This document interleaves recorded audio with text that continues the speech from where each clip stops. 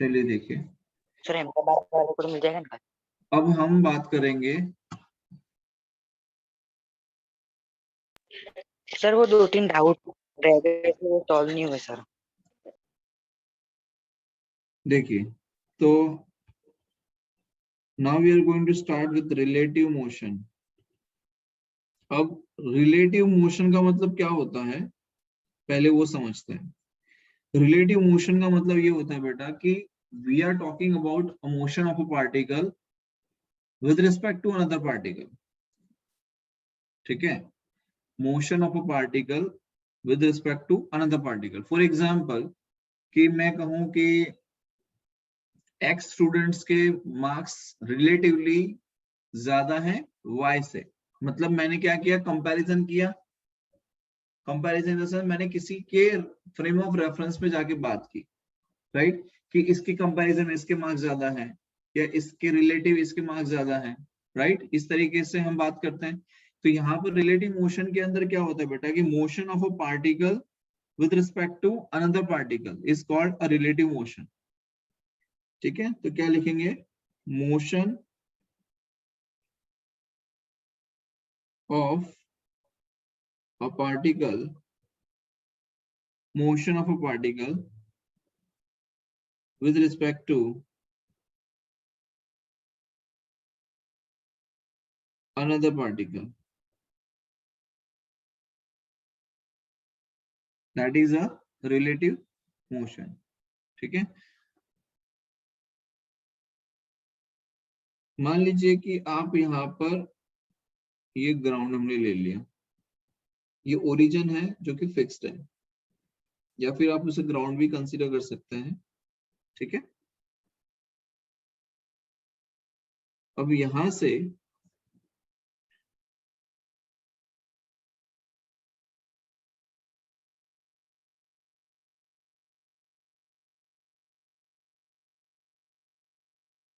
एक पार्टिकल ने कुछ डिस्प्लेसमेंट किया है, तो ये डिस्प्लेसमेंट हमने रिप्रेजेंट किया है एस ए से, और ये हमने पॉइंट ले लिया ए। ठीक है, सिमिलरली यहां से किसी बी पॉइंट पे पार्टिकल का डिस्प्लेसमेंट हो गया एस बी। ठीक है, तो हम यहाँ पे क्या कहेंगे कि ये S A and S B जो है ये क्या है, this are the position vector of the particle A and B with respect to origin. Origin के रिस्पेक्ट में ए का पोजीशन वेक्टर क्या है, तो एस ए है।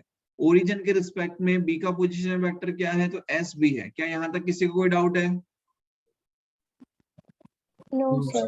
No sir. तो हम यहाँ पे लिख सकते हैं that position vector S A and position vector S B, मतलब S A and S B are position vector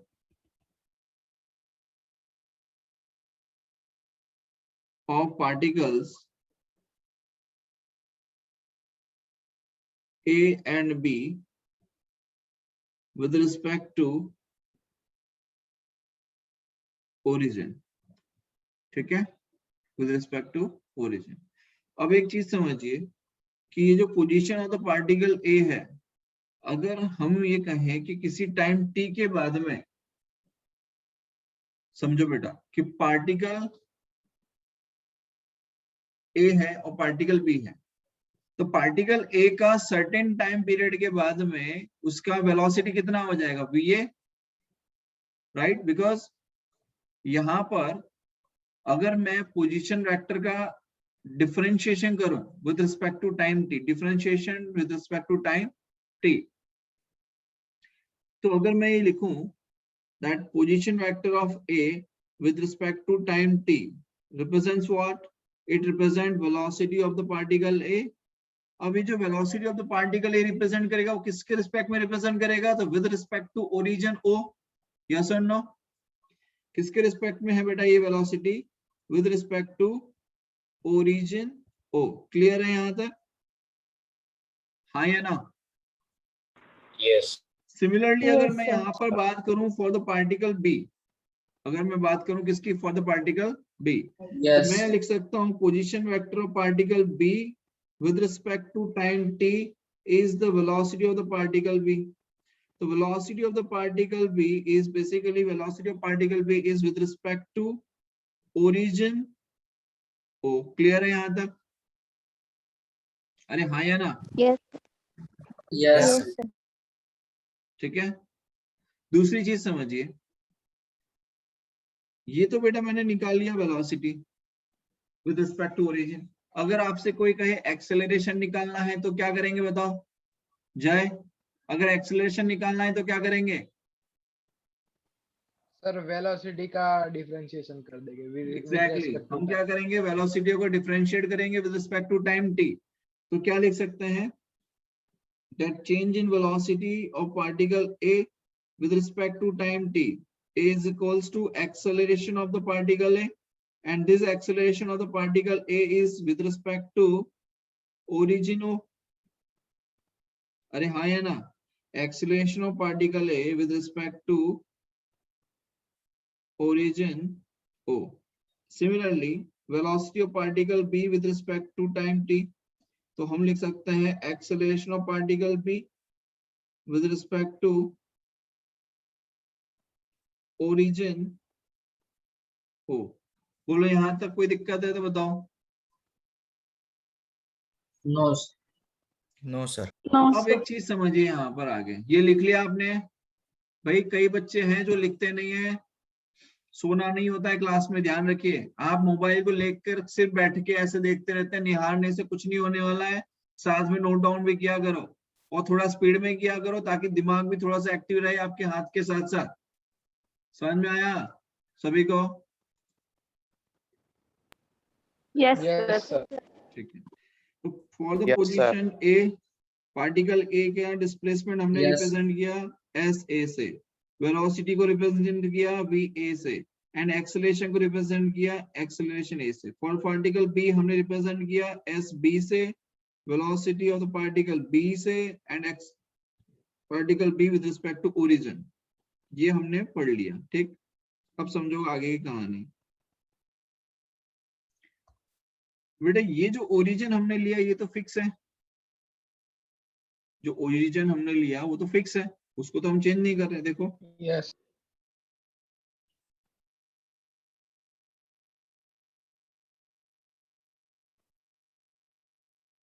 ये हमने किया ऐसे, ठीक है। अब समझो, अगर मैं इन दोनों को ज्वाइन कर दूं,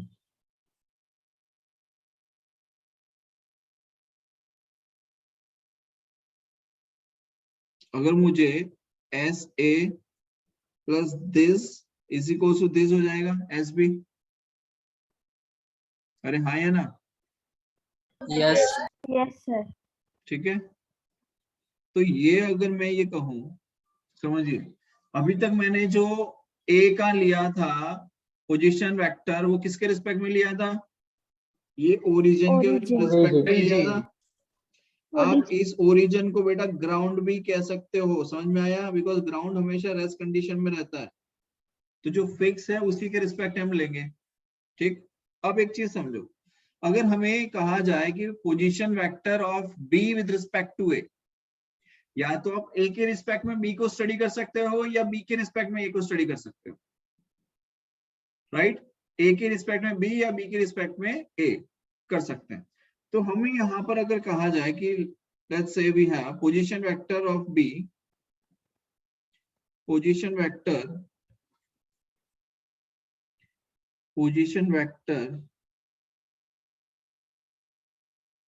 b with respect to a, position vector b with respect to a। तो position vector b with respect to a को कैसे रिप्रेजेंट करेंगे? तो हम रिप्रेजेंट करेंगे position vector b with respect to a। समझ में आया? ये तरीका Yes, है sir. रिप्रेजेंट करने का। और अगर कहा जाए position vector a with respect to b, तो कैसे रिप्रेजेंट करेंगे आप? अगर कहा जाए position vector a with respect to b, तो कैसे रिप्रेजेंट करेंगे आप उसको? Position vector a with respect to b, SAB. SAB से रिप्रेजेंट करेंगे। बोलो क्लियर है सभी को? Yes.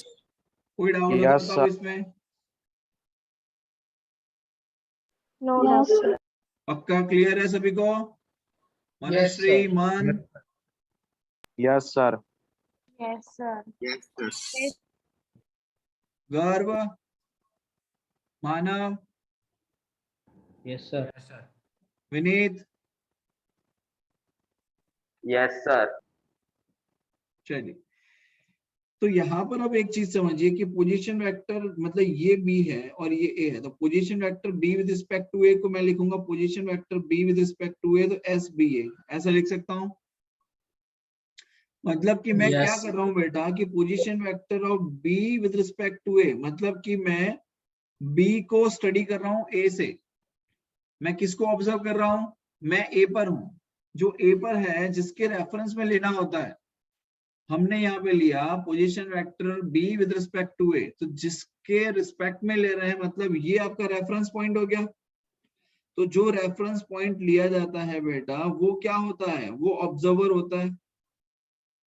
ये क्या है? ऑब्जर्वर है। मतलब ऑब्जर्वर बी को देख रहा है।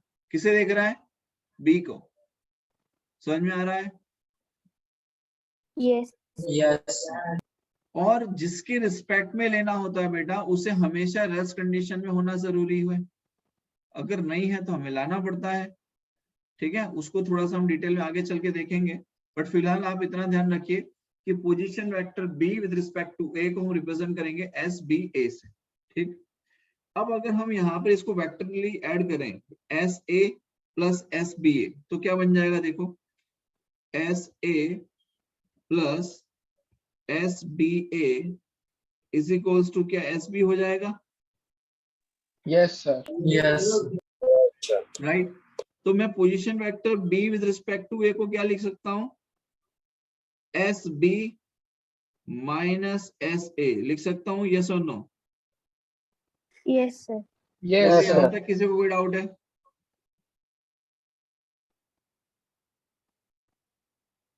यहाँ तक किसी को कोई डाउट हो तो बताओ पहले। No, sir. तो position vector B with respect to A हम लिख सकते हैं S B minus S A. क्या लिख सकते हैं? S B minus S A. बोलो क्लियर है? Yes, sir. Yes. अब Yes. आगे देखो। Yes, sir. अगर अब मुझे लिखना है बेटा velocity of particle B with respect to A, velocity of particle B with respect to A, तो मैं क्या करूंगा?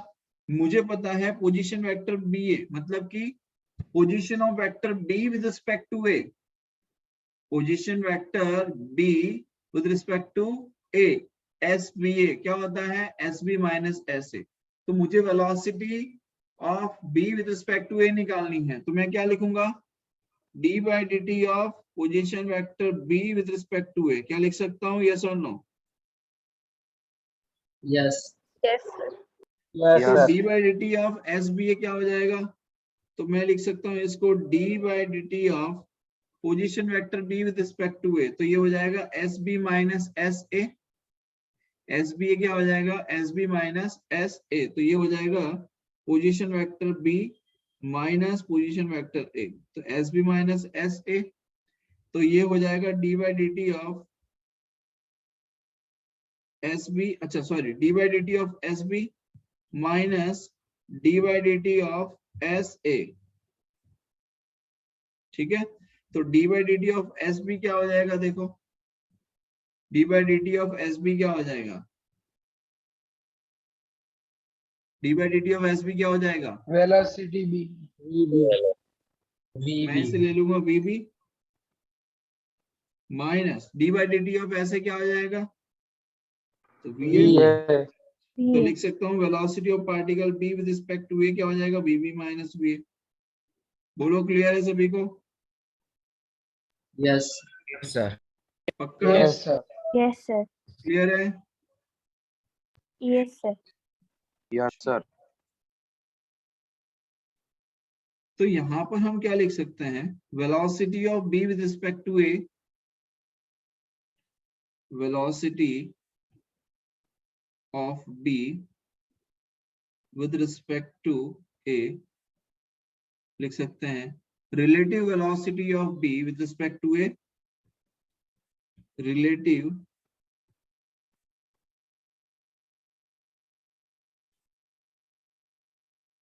velocity of B with respect to A is defined as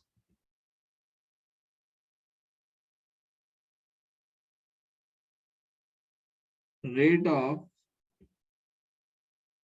change of position vector of B with respect to A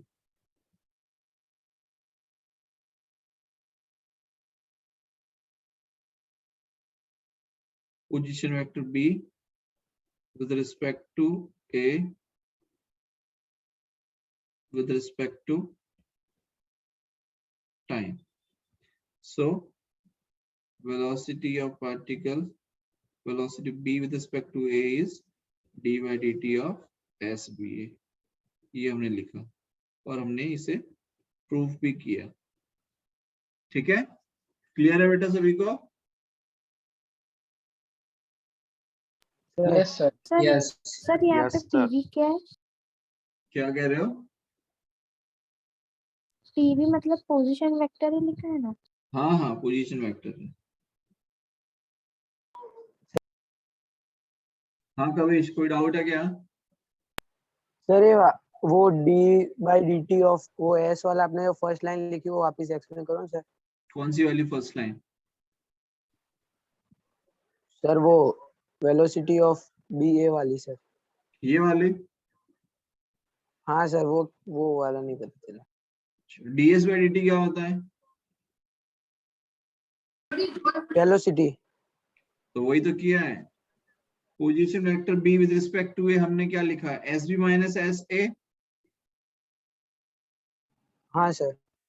बस फिर उसको दोनों को differentiate किया, d by dt of sb minus d by dt of sa. तो ये b भी हो जाएगा और ये भी हो जाएगा.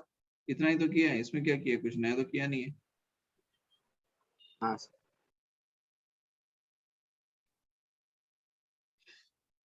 अब हमारे पास में velocity of particle b with respect to b है, मतलब relative velocity of b with respect to हमारे पास में है. अगर आपसे पूछा जाए एक्सेलरेशन, क्या पूछा जाए बेटा? एक्सेलरेशन, तो क्या लिख सकते हैं? Acceleration of particle b with respect to a. तो क्या लिखेंगे? Acceleration of b with respect to a. तो लिख सकते हैं d by dt of velocity of particle b with respect to a, right? तो क्या लिखेंगे? Yes, sir. d by dt of velocity of particle b minus velocity of particle a. तो इसे लिख सकते हैं d by dt of velocity of particle b minus d by dt of velocity of particle a. तो ये हो जाएगा acceleration of particle b minus acceleration of particle a. तो ये आ जाएगा acceleration of particle b with respect to a. बोलो, कोई डाउट है यहाँ तक? No sir. No, sir. ठीक है, आगे कोई समस्या हो तो बताओ. No, sir.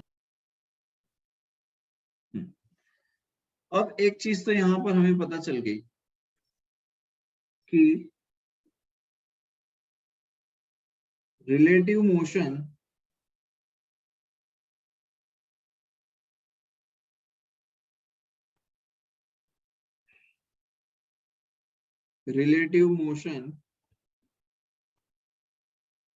of B with respect to A. तो हमने मेंशन किया for the position SBA is equals to SB minus SA. For velocity VBA is equals to VB minus VA.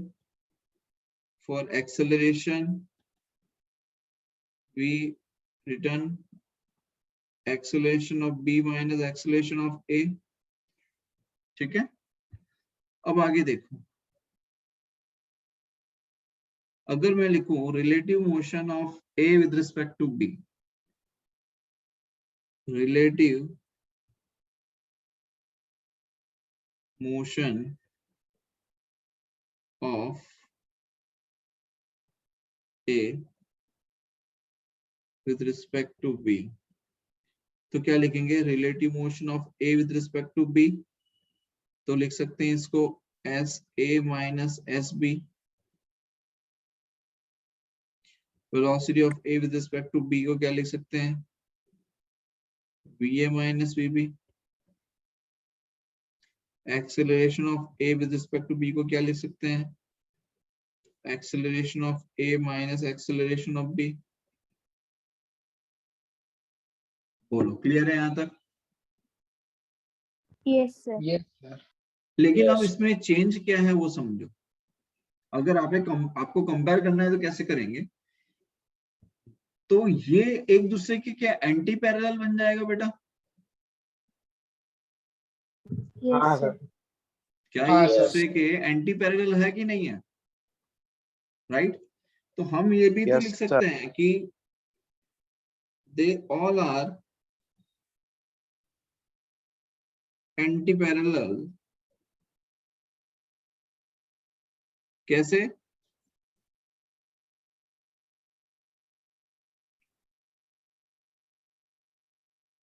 तो देखिए, S A B is anti-parallel with SBA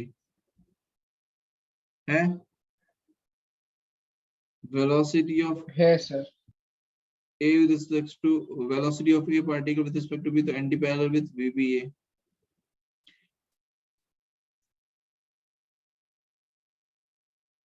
अब आगे देखिए, acceleration of particle A with respect to B, तो क्या लिख सकते हैं?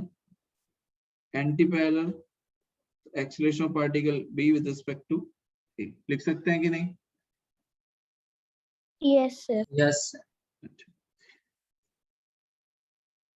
अगर मैग्नीट्यूड वाइज देखें तो क्या दोनों सेम आएंगे? यस और नो? Yes, sir. Yes. हाँ sir. If we compare only its magnitude, then we can write them like this. Clear है? बोलो हाँ या ना? Yes, yes sir. Sir. Yes, sir. कोई डाउट है यहाँ पे किसी को? No sir. ठीक है, No, sir. अब आगे देखो,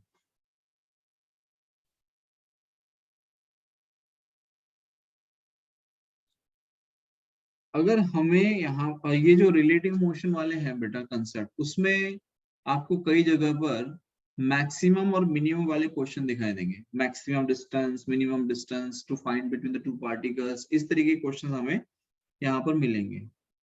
तो इस तरीके के जो क्वेश्चन है उसे कैसे सॉल्व करेंगे वो समझिए। ठीक है, मैं आपको उसकी थ्योरी बता रहा हूँ, डायरेक्ट क्वेश्चन नहीं बता रहा हूँ। पहले आपको मैं ये बता रहा हूँ कि उस तरीके के क्वेश्चन आएंगे तो आप उसको कैसे सॉल्व करेंगे। ठीक है, देखो यही हमारा मेन है कि हम पहले कंसेप्ट बताते हैं, उसके बाद ही न्यूमेरिकल में जाते हैं। अदरवाइज क्या होता है, डायरेक्टली मैं चाहे कितने भी न्यूमेरिकल करा दूंगा, कंसेप्ट क्लियर नहीं होगा तो एग्जाम में फंस जाओगे। तो बेटर ये है कि आपको क्लियर होना चाहिए कंसेप्ट। ठीक है, तो देखो मैक्सिमम एंड मिनिमम डिस्टेंस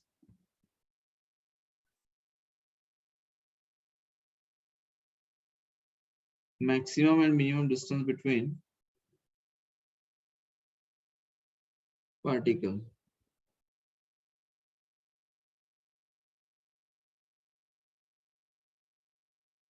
ठीक है, तो सबसे पहले तो अगर मान लीजिए y गिवन है as a function of x, y is equal to दिया है f ऑफ x, मतलब y किसका फंक्शन है बेटा? x का फंक्शन है, राइट? तो यहाँ पर हम ये कह सकते हैं कि by increasing x, if y increases, अगर x को इंक्रीज करने से y इंक्रीज होगा तो हम कह सकते हैं कि इट्स इंक्रीजिंग फंक्शन। कैसा फंक्शन है ये? इंक्रीजिंग फंक्शन है। यस और नो? ठीक है। Yes, sir. दूसरा है कि by decreasing x, sorry, by increasing x, if y decreases, तो कैसा फंक्शन हो जाएगा? ये डिक्रीजिंग फंक्शन हो जाएगा। बोलो हाँ या ना? कैसा फंक्शन हो जाएगा? डिक्रीजिंग हो जाएगा कि नहीं? ठीक है। Yes, sir.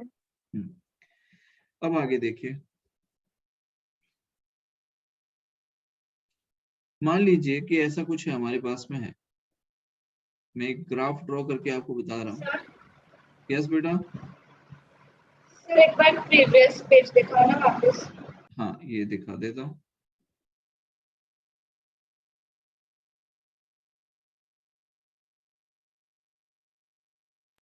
Okay sir.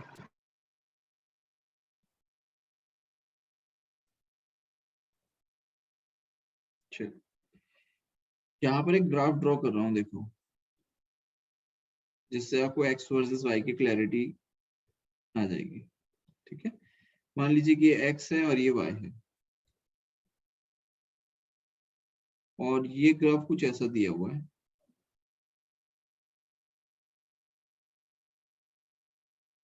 कुछ ऐसा ग्राफ दिया हुआ है।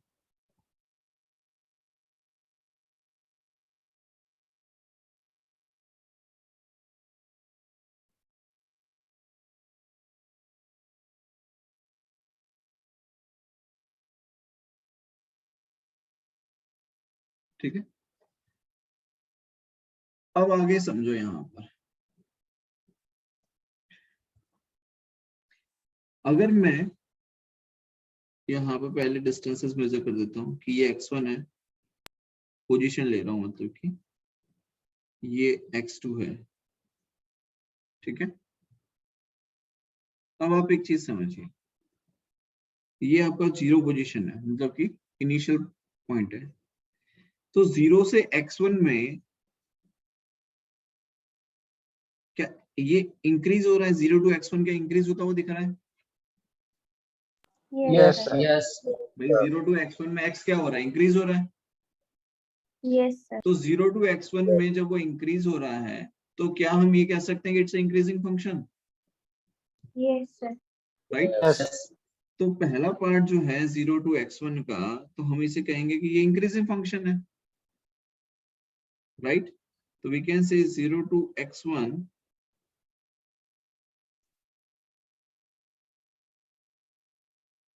increasing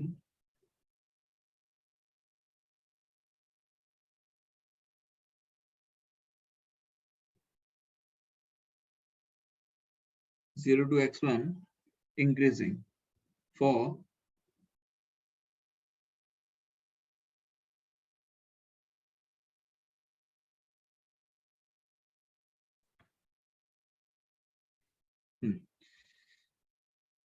so 0 to x1 ये increase हो रहा है। So for increasing function,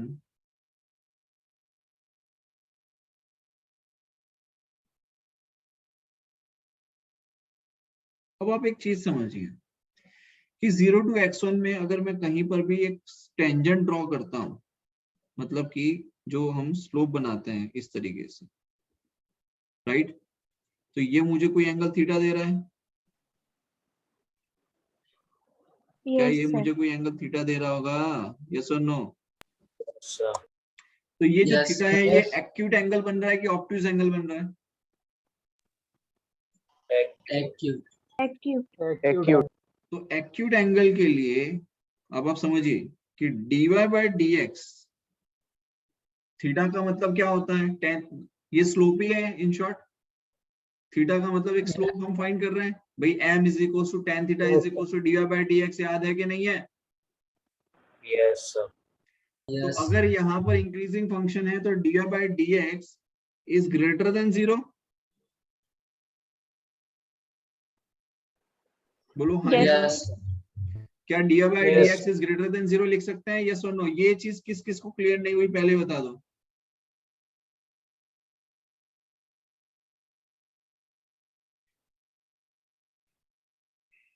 कितने को क्लियर नहीं हुआ पहले बता दो बेटा जल्दी से। क्लियर है सभी को? Yes, sir. Yes. बेटा मैंने ये कहा, मानव हमने आगे पढ़ा था प्रीवियसली कि m is equals to tan theta is equals to dy by dx होता है कि नहीं? अब यहाँ पर जो थीटा है वो एक्यूट एंगल होगा, एक्यूट एंगल होगा तो हमेशा हमें tan थीटा की वैल्यू कैसी मिल रही होगी? ग्रेटर देन 0, मतलब कि पॉजिटिव मिल रही होगी। तो मैं dy by dx is greater than 0 लिख सकता हूँ कि नहीं लिख सकता? Yes sir. मैं ये कह रहा हूं कि अगर tan थीटा ग्रेटर देन 0 मिल रहा है तो dy by dx is also greater than 0। बोलो हाँ या ना? Yes sir. बस यही चीज समझा रहा हूँ। क्लियर है बेटा मानव? यस सर क्लियर है। गुड। अब आगे देखो, अगर हम आगे देखें तो फ्रॉम दिस पॉइंट, अच्छा ए पॉइंट जो है, चलो बाद में उसको डिस्कस करेंगे थोड़ा सा। हाँ बोलो। सर वॉइस लैग हो रहा है। वॉइस लैग हो रहा है? यस सर, थोड़ा थोड़ा हो रहा है। अच्छा ठीक है, चलिए आगे देखो। अभी हमने देखा 0 to x1, अब हम देखते हैं x1 से x2। ये x1 से x2 मतलब ये वाला पॉइंट, ठीक है? समझ में आ रहा है? Yes, sir.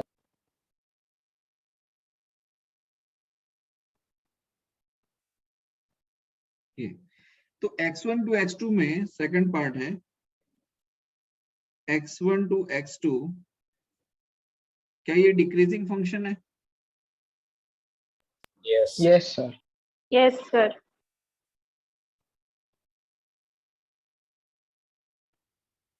दूसरी चीज समझिए कि अगर मैं यहां पर एक स्लोप बना दूं,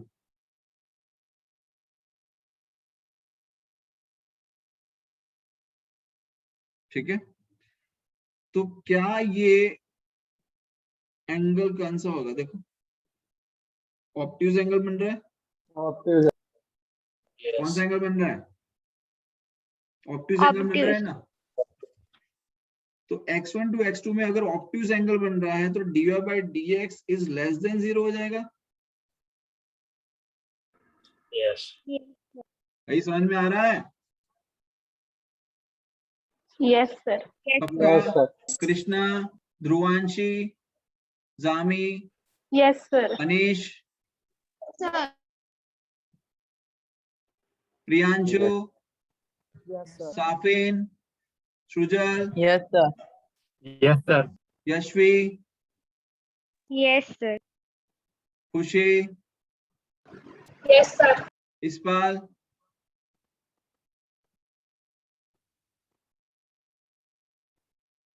समझ में आ रहा है बेटा? ऋषिकेश, हेत, Yes, sir. चलिए बहुत बढ़िया। अब आगे देखिए, बहुत ही इंटरेस्टिंग चीज बताने जा रहा हूं, ध्यान रखना सभी लोग आप, ठीक है? बहुत ही गिनी चुनी बुक्स में आपको ये चीजें मिलेंगी। अब अगर मान लीजिए आपसे मैक्सिमम या मिनिमम पूछा जाए तो क्या ये आपका मैक्सिमम होगा? Yes, Yes. sir. क्या ये आपका Yes. मैक्सिमम है? यस और सर। क्या ये आपका मिनिमम है? बोलो हाँ या ना? Yes sir. Yes. Sir. Yes. This is your minimum, right? तो मैं कह सकता हूं कि ये मैक्सिमम है और ये मिनिमम है या नहीं? लेकिन x1 पे मैक्सिमम और x2 पे जब मिनिमम मिल रहा है बेटा, समझिए ध्यान से, एट x1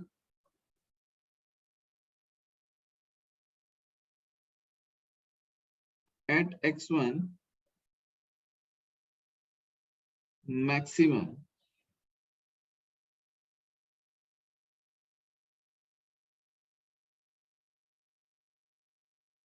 अब एक चीज समझिए, ये स्लोप कितना बन जाएगा? यहाँ पर अगर मैं कोई स्लोप बनाऊं तो कितना होगा? ये 0 हो जाएगा। 0. ये Yes. कितना हो जाएगा? 0 हो जाएगा। इसका मतलब dy by dx की वैल्यू क्या हो जाएगी यहाँ पर? 0. 0 हो जाएगी। 0 हो जाएगी. तो for maximum at x1 for maximum क्या लिख सकते हैं? dy by dx equals to 0। हाँ या ना? At Yes. x1 for maximum क्या dy by dx equals to 0 होगा कि नहीं होगा? सर इक्वल होगा। टू कैसे होगा सर? क्या कह रहे हो बेटा? इक्वल्स टू कैसे होगा सर? वो वापिस समझ.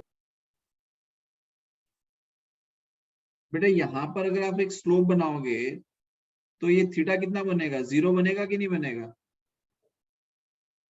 हाँ सर. क्योंकि पैरेलल है। अगर थीटा 0 है तो tan 0 की वैल्यू क्या हो जाएगी? 0। हाँ सर. तो 0 हो जाएगा तो dy by dx क्या आ जाएगा? 0। Yes. सिमिलरली एट x2 हमें क्या मिल रहा है? मिनिमम। तो मैं लिख सकता हूं at x2 for minimum dy by dx equals to again 0। भाई इसमें भी अगर आप स्लोप बनाओगे बेटा तो स्लोप तो क्या आ रहा है? थीटा इज इक्वल 0, तो tan 0 0। हाँ या ना? Yes, sir. Yes, sir. Yes. लेकिन एक चीज समझिए आप, कई बच्चों के दिमाग में ये क्वेश्चन आ सकता है कि सर एक ही ग्राफ में मैक्सिमम मिनिमम कैसे आ जाएगा? तो एक चीज समझिए कि ये जो मैक्सिमम मिनिमा है ये लोकल मैक्सिमम मिनिमा है। क्या है ये? लोकल मैक्सिमम मिनिमा है। अब लोकल मैक्सिमम मिनिमा आपके लिए हो सकता है नया वर्ड। फॉर एग्जाम्पल हमारे पास में ए, बी और सी 3 सेक्शन है। ए बी सी 3 सेक्शन है। ए सेक्शन में 80% आए किसी का हाईएस्ट, बी सेक्शन में हाईएस्ट है 89 और सी सेक्शन में हाईएस्ट है 75। तो मुझे अगर कोई पूछे कि सी सेक्शन का हाईएस्ट क्या है तो 75% है। लेकिन अगर पूरे सिस्टम का कोई पूछे मैक्सिमम तो कितना आएगा? 89 आएगा। Yes, sir. तो Yes. ये जो मैक्सिमम मिनिमम हम बात कर रहे हैं, ये जो मैक्सिमम मिनिमम बात कर रहे हैं ये क्या है? लोकल मैक्सिमम मिनिमम है। क्योंकि यहाँ पर 0 से x1 में ये वाला मैक्सिमम मिला और x1 से x2 में ये वाला मिनिमम मिला। बोलो बात समझ में आई कि नहीं? Yes. Yes, clear sir. है? क्लियर है सभी को? Sir, बोलो बेटा। sir ये थीटा 0 कहाँ बन रहा है? वो पोजीशन दिखाओ ना ग्राफ. थीटा 0 ऐसा बनता है, समझो मान लो मैंने ये ग्राफ ड्रॉ किया था बेटा ऐसा, ठीक है, और यहाँ पर मुझे इस पॉइंट पे फाइंड करना है, ये पॉइंट पे फाइंड करना है। तो इस पॉइंट पे अगर मैं स्लोप निकालूंगा तो स्लोप कैसे बनाते हैं? ऐसे बनाते हैं क्या स्लोप? स्लोप बनाने का मतलब क्या है? Yes, हम sir. एक टेंजेंट ड्रॉ करते हैं, राइट? हाँ. तो ये मैंने टेंजेंट ड्रॉ कर दिया। मैंने क्या किया? एक टेंजेंट ड्रॉ कर दिया। अब ये जब टेंजेंट ड्रॉ किया तो मेरी एक्स एक्सिस कौन सी है? मेरा एक्स एक्सिस कौन सा है भाई? Tangent. ये एक्स एक्सिस है हाँ sir. और उसी एक्सिस के पैरेलल आ रहा है। हाँ. अगर यहाँ पर आता एंगल तो 30 बनता है, ये 45 बनता है, ये 60 बनता है, ये 90 बनता है ऐसा। लेकिन ये तो पैरेलल है उसके एक्स एक्सिस के, तो थीटा क्या आ जाएगा? 0। हाँ समझ आ गया. आया समझ में? Yes, sir. बोलो यहाँ तक किसी को कोई डाउट हो तो बताइए जल्दी से। बेटा साथ साथ में लिखते रहना, नहीं तो गड़बड़ Yes. कर लोगे।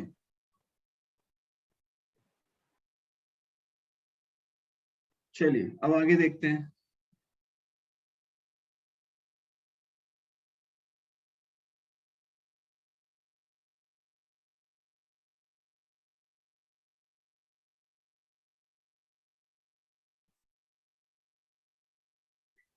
अब आगे चलते हैं कुछ एग्जाम्पल के साथ में, ठीक है। चलिए देखिए,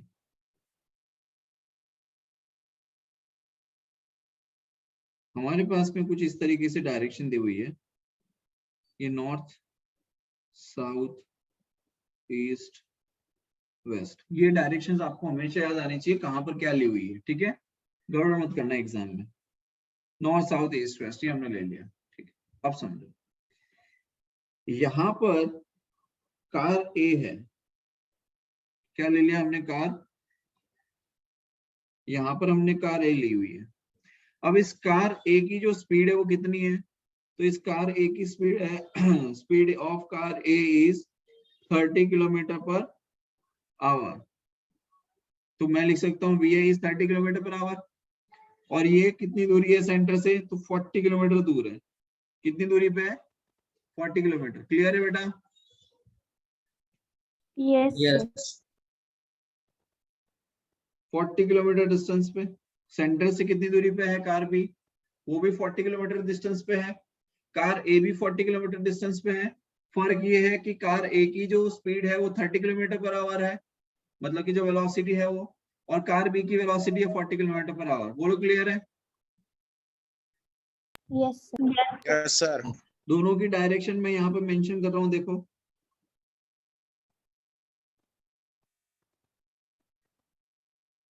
अब आपसे पूछा ये जा रहा है कि find the minimum distance between the cars A and B and at what time. That distance minimum कब होगा? क्वेश्चन क्या है? फाइंड द मिनिमम डिस्टेंस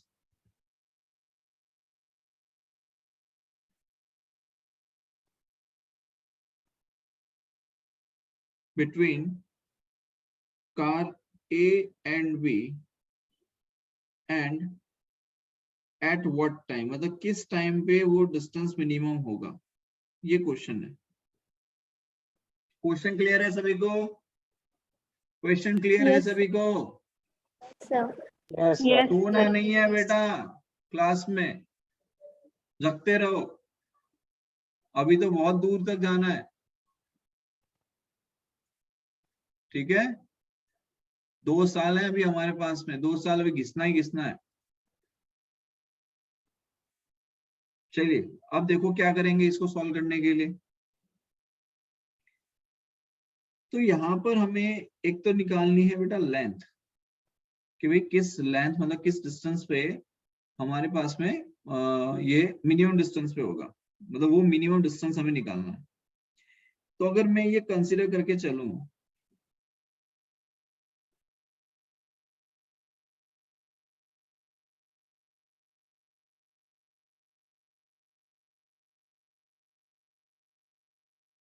थोड़ा सा छोटा कर रहा हूँ इसको ताकि आपको सारी चीजें समझा सकूं, ठीक है।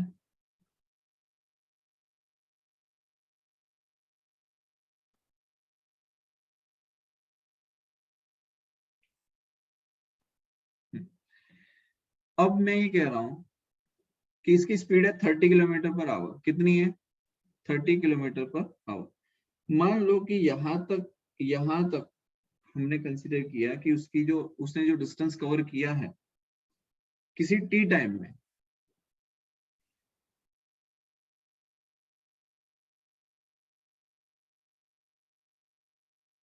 ये पार्टिकल, ये कार ए है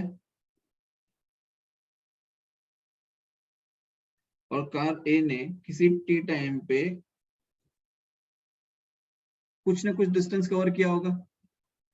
तो टी टाइम में डिस्टेंस कवर कितना होगा? S A is equal to v A into t लिख सकते हैं क्या? किसी टी टाइम में कार ए ने वी ए वेलोसिटी के साथ डिस्टेंस कितना कवर किया, तो एस ए किया होगा। मतलब कि मैं लिख सकता हूँ कि वेलोसिटी कितनी थी 30 और टाइम कितना ले रहा टी। तो मैं कह सकता हूँ कि यहाँ पे जो डिस्टेंस कवर किया वो होगा, मान लीजिए फॉर एग्जांपल 30 टी मान लेते हैं। कितना ले लेते हैं? ये डिस्टेंस जो कवर किया उसको मैं लिख लेता हूँ 30 टी। बोलो यहाँ तक कोई डाउट है? भाई ये जो डिस्प्लेसमेंट हुआ है बॉडी का वो 30 टी हुआ क्या? किसी को कोई डाउट है इसमें? No. No sir sir No, sir. Similarly यहाँ पर जो कार बी है वो No, कितनी स्पीड से दौड़ रही है? 40 किलोमीटर पर आवर की स्पीड से दौड़ रही है। तो किसी टी टाइम बाद में इसने कितना डिस्टेंस कवर किया होगा? तो इसने 40 टी डिस्टेंस कवर किया होगा, हाँ या ना? Yes sir. अब कहानी क्या है बेटा कि ये डिस्टेंस कितना था? 40 किलोमीटर, और ये कितना था? 40 किलोमीटर। तो 40 टी कवर किया है, कार बी ने 40 टी कवर कर लिया है, तो बचा कितना? तो 40 माइनस 40, भाई कितना बच गया? 40 माइनस 40 टी बच गया, हाँ या ना? Yes sir. और Yes, यहाँ पर sir. कितना बचा होगा बताओ? 40 minus 30. 40 minus 30t. Good, minus 30. Very good, very good. तो ये कितना बचा होगा अब? 40 माइनस 30 टी।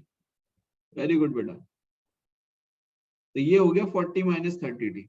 समझ में आया यहाँ तक? Yes, sir. Yes, sir. Yes, sir. मजा आ रहा है? Yes. हाँ सर। यस। चलिए, अब हमें क्या निकालना है?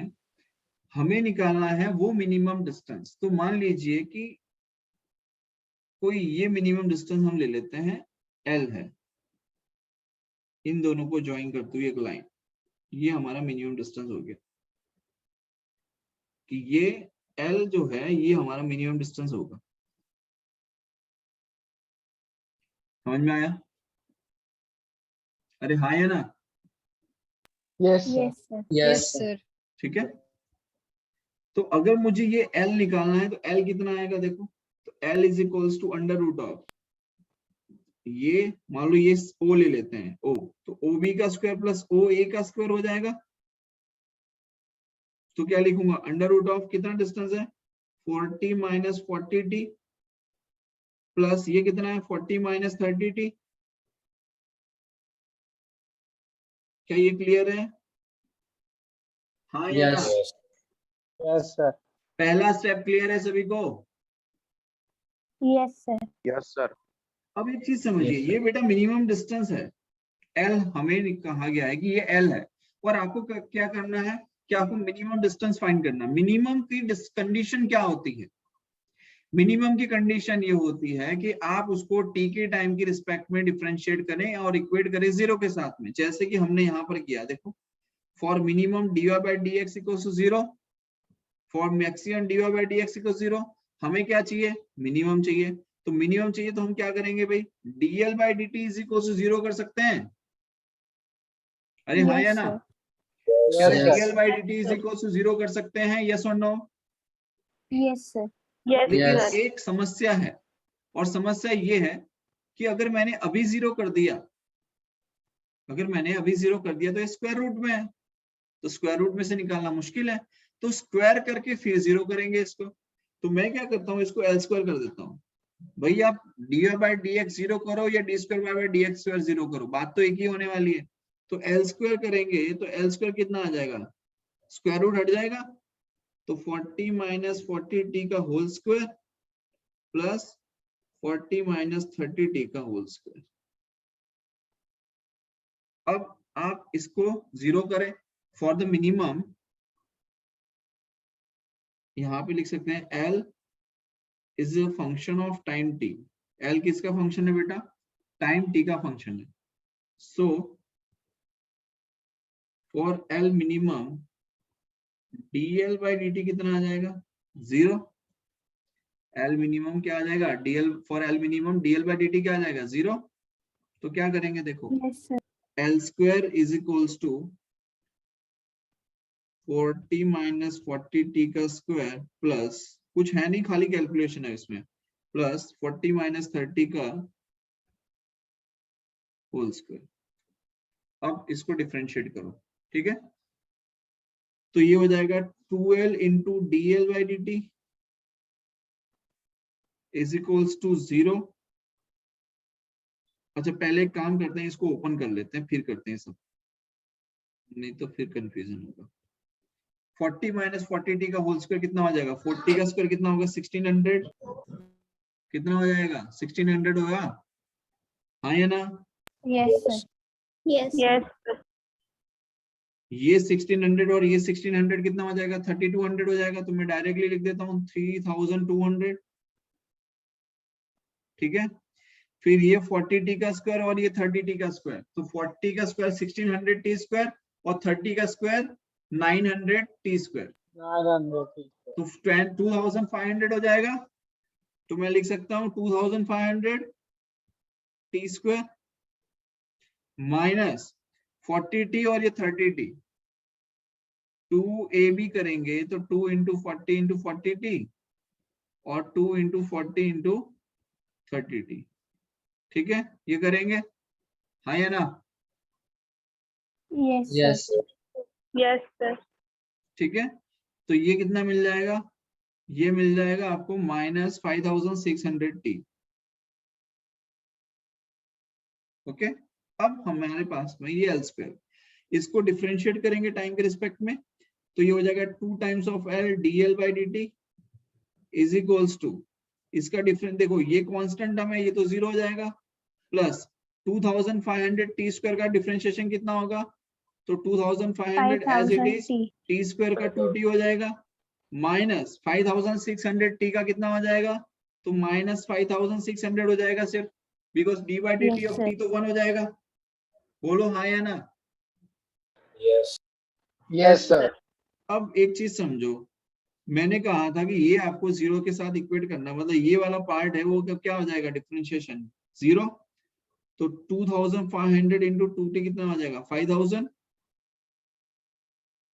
इंटू t माइनस 5600, तो 5000 t इज इक्वल्स टू क्या हो जाएगा, 5600 20 20, तो t की वैल्यू कितनी आ गई, 56/50, तो कितना आ जाएगा 28/25,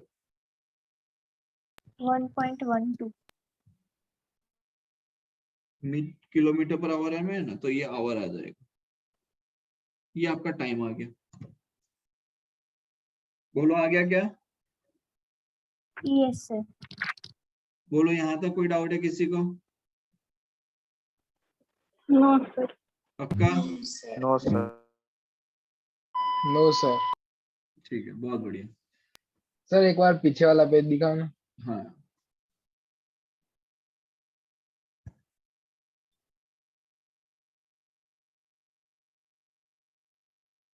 ओके सर।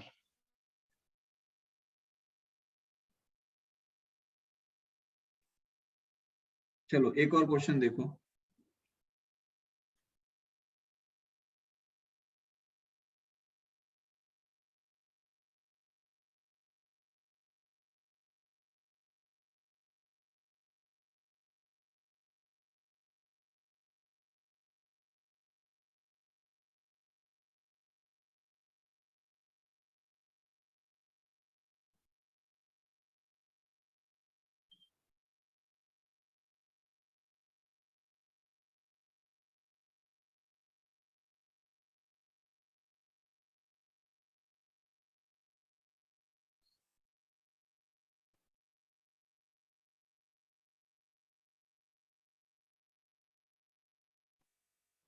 अब इसकी जो वेलोसिटी है कार ए की, वो गिवन है आपको 20 किलोमीटर पर आवर, और यहाँ पर जो कार बी है उसकी वेलोसिटी आपको गिवन है 20 kilometre per our, same velocity, और ए से बी का ये जो डिस्टेंस है ये गिवन है 10 किलोमीटर। ठीक है, समझ में आया? मतलब एक कार तो ऐसे जा रही है और दूसरी कार ऐसे जा रही है, परपेंडिकुलर ऐसे। स्टोरी समझ में आई? हाँ सर। Yes. अब यहाँ पर भी आपको सेम चीज फाइंड करनी है, minimum distance and the time. Minimum distance and find the minimum distance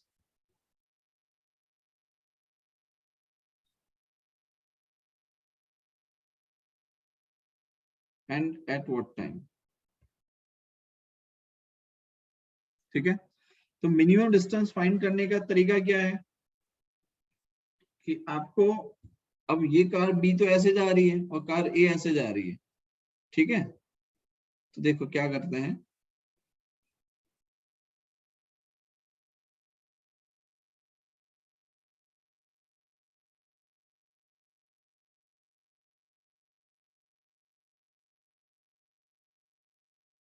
मान लो कि कुछ टाइम टी के बाद में ये कार यहाँ पर आ जाएगी,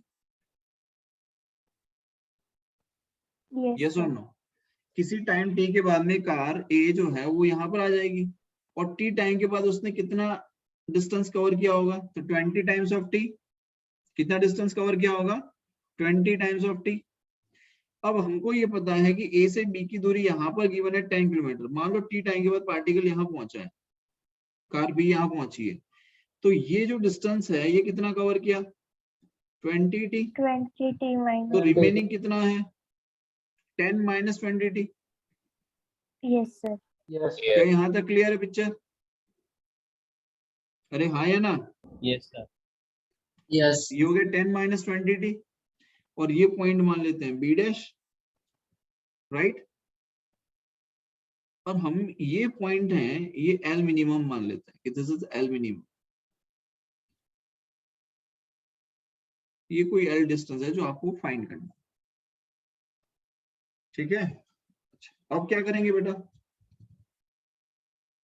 क्या किया था पहले? अंडर रूट ऑफ एल को क्या लिख सकते हैं A बताओ जल्दी plus से? B. Under root of the square plus the square, तो कितना है? 10 माइनस 20 टी का whole square plus 20 t square. क्या यही है? Yes, sir. Yes, sir. नहीं सर, वो क्या यहाँ तक क्लियर है सभी को? Yes sir. Yes. अब देखो,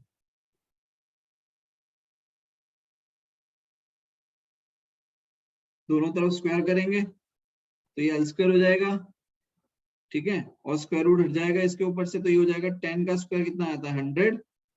फिर 20 टी का स्क्वायर कितना हो जाएगा? 400 T square plus 10 into 20 into 2, तो 20 इंटू 2 मतलब 400, तो माइनस 400 प्लस 20 टी का स्क्वायर मतलब 400 टी स्क्वायर, तो 400 प्लस 400 कितना हो जाएगा? 800।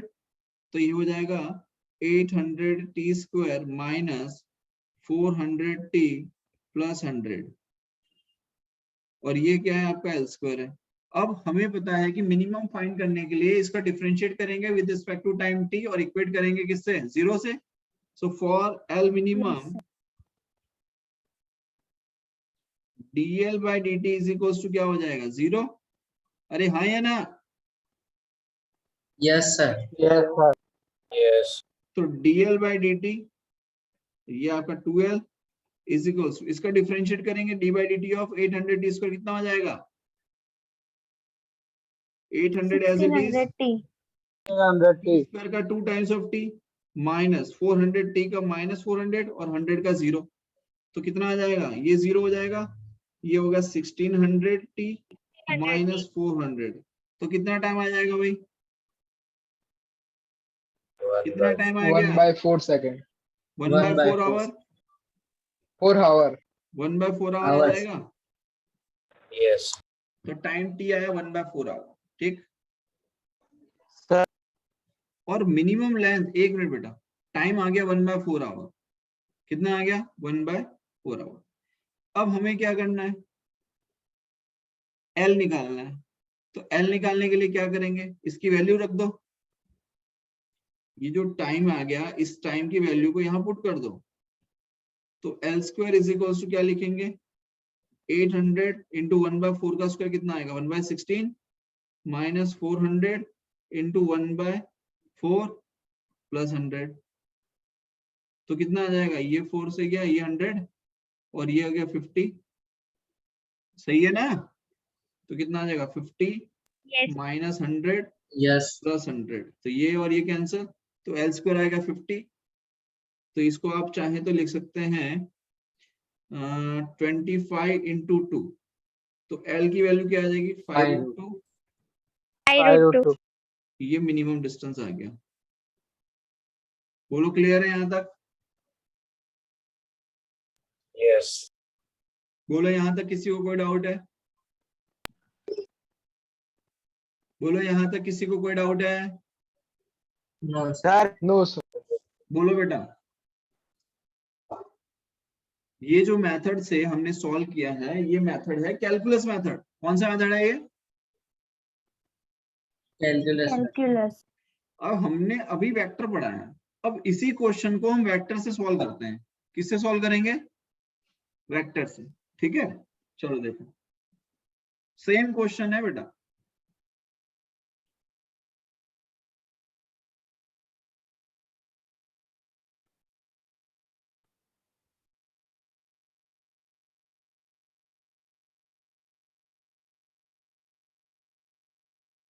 अब देखो ये क्वेश्चन हमारे पास में है, अब इसी क्वेश्चन को हम सॉल्व करेंगे वापस से।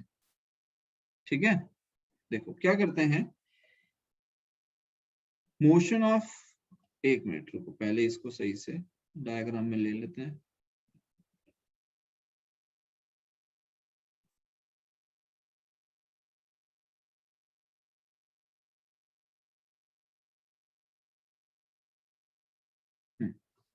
अब समझो, अब यहां पर ये है कि हमें लेना पड़ेगा भाई motion of particle B with respect to A, क्योंकि हमें देखो ये ए तो ऐसा जा रहा है और बी ऐसे जा रहा है, राइट?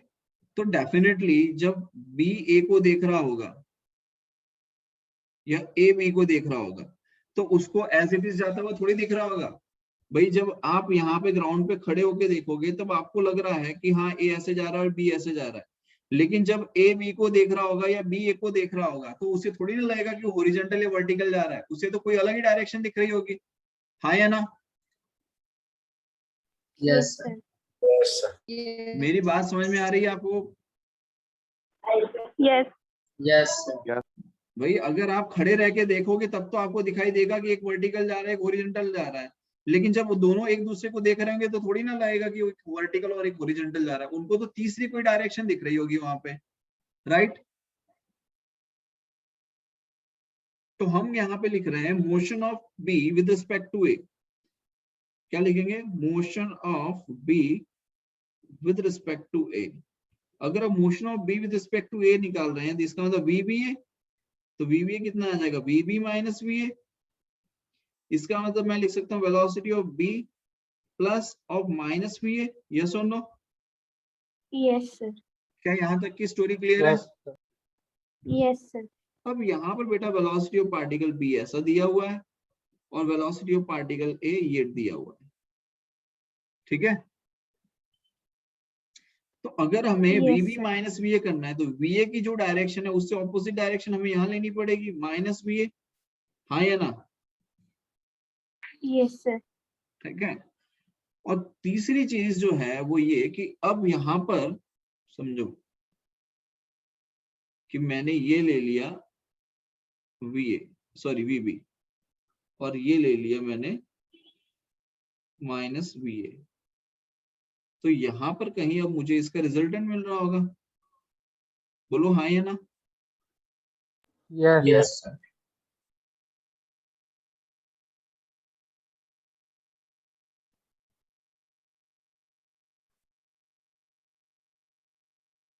ठीक है, तो ये जो रिजल्टेंट है ये रिजल्टेंट मान लो कोई एंगल अल्फा बना रहा है, ये एंगल क्या बना रहा है? Angle alpha. हाँ या ना? Yes, sir. थोड़ा सा ना टेढ़ा Yes, हो sir. गया है, इसको मैं सही कर देता हूँ, एक मिनट रुको, ये सही है।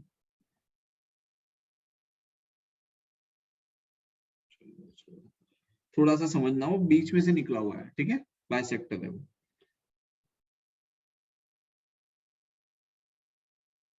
अब समझो, अब आप देख रहे हो कि वीबी और वीए के बीच में एंगल कितना बन रहा है? 90। तो ये इसका रिजल्टेंट है और ये कोई एंगल बना रहा है यहाँ पर अल्फा। अरे हाँ या ना? ये Yes. एंगल क्या बन रहा है? कोई अल्फा एंगल बन रहा है, Yes. और इसका जो रिजल्टेंट है वो तो ये मिल रहा है हमें। तो वीबीए जो है वो ये है आपका, दिस इज योर वीबीए। तो velocity of particle B with respect to A कितना आएगा? तो under root of VB square plus VA square. बोलो हाँ या ना? Yes sir. Yes.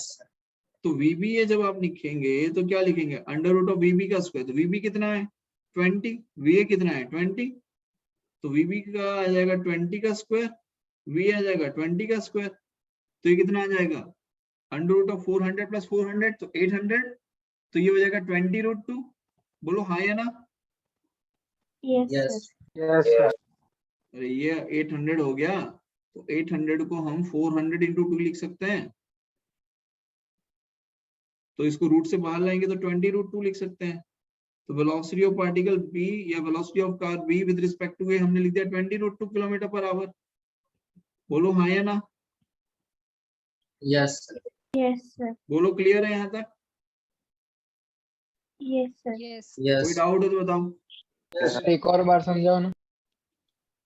बेटा हम लोगों ने वेक्टर में पढ़ा था रिजल्टेंट निकालना है दो वेक्टर के बीच में, यस वही फॉर्मूला है बेसिकली कि VBA हमने, ये जो है ना ये आपका VBA है, तो VBA जो आएगा वो कितना आएगा, तो अंडर रूट ऑफ VB का स्क्वायर प्लस VA स्क्वायर, तो VB square plus VA square plus 2VA VB cos 90, और cos 90 क्या होता है 0, तो cos 90 Zero. 0, तो ये पूरा 0, तो बचा क्या under root of VA square plus VB square.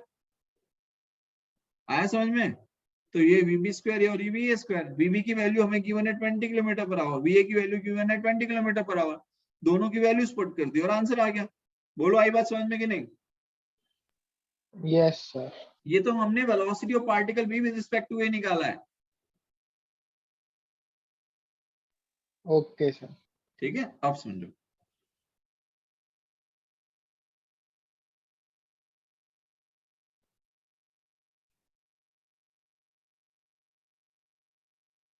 अब ये कोई एंगल अल्फा है, तो ये जो एंगल अल्फा बन रहा है, तो अल्फा एंगल के लिए हम क्या लिख सकते हैं, tan alpha is equals to perpendicular upon base. तो परपेंडिकुलर क्या है आपका, देखो VA, यहाँ पर भी VA आना चाहिए इसका मतलब, तो परपेंडिकुलर अपॉन बेस, तो VA अपॉन VB क्या आ जाएगा, VA अपॉन VB, तो VA कितना है 20, VB कितना है 20, तो tan अल्फा कितना है 1, तो alpha is equals to tan inverse of 1, तो tan इनवर्स ऑफ 1, तो 1 कब होता है जब अल्फा की वैल्यू क्या होती है tan 45, तो ये और ये कैंसिल, तो अल्फा की वैल्यू कितनी आ गई 45 डिग्री। बोलो हाँ या ना? Yes. Yes, sir. Yes. Sir. बोलो यहाँ तक कोई डाउट है? No, sir. अब अगर हम ये कहें कि किसी t टाइम के बाद में ये जो है ये यहाँ पर पहुंच गया, this is the minimum distance, जब वो उसके क्या होगा परपेंडिकुलर होगा, क्या होगा परपेंडिकुलर, ये तो यहाँ पर जब ये परपेंडिकुलर होगा उस टाइम पे हमें मिनिमम डिस्टेंस मिलेगा L मिनिमम, हाँ या ना? Yes, Yes, sir. sir. Yes. Yes sir. तो एक चीज समझिए कि ये आपका L मिनिमम हो गया, ये जो रेड मार्क किया है ये क्या है आपका L मिनिमम, ठीक है। तो साइन अल्फा क्या हो जाएगा perpendicular upon hypotenuse, Yes. Yes sir. और हाइपोटेनियस कितना है, ये कितना है, ये 10 है, अरे 10 किलोमीटर है, यस Yes, sir. तो sine alpha is equals to perpendicular upon hypotenuse, तो परपेंडिकुलर है बेटा आपका L मिनिमम और हाइपोटेनियस है आपका 10 किलोमीटर, और साइन अल्फा की वैल्यू है sine 45 is equals to L minimum by 10, तो L मिनिमम कितना हो जाएगा 10 साइन 45, और साइन 45 की वैल्यू क्या है 1/√2, 1/√2। तो ये आ जाएगा 5√2। क्या यही आंसर पहले आया था, क्या यही आंसर पहले आया था Yes, बेटा? sir. तो यही Yes. L मिनिमम हमारे पास में है, यहाँ पर देखो सेम आंसर आया कि नहीं आया? Yes. बोलो कोई Yes, डाउट sir. है यहाँ पे किसी को? अब नो सर। तो मैंने No, एक ही sir. क्वेश्चन को दोनों तरीके से करके दिखा दिया आपको। अब बोलो क्लियर है? Yes, sir. यहां तक किसी को कोई डाउट हो तो बताओ पहले।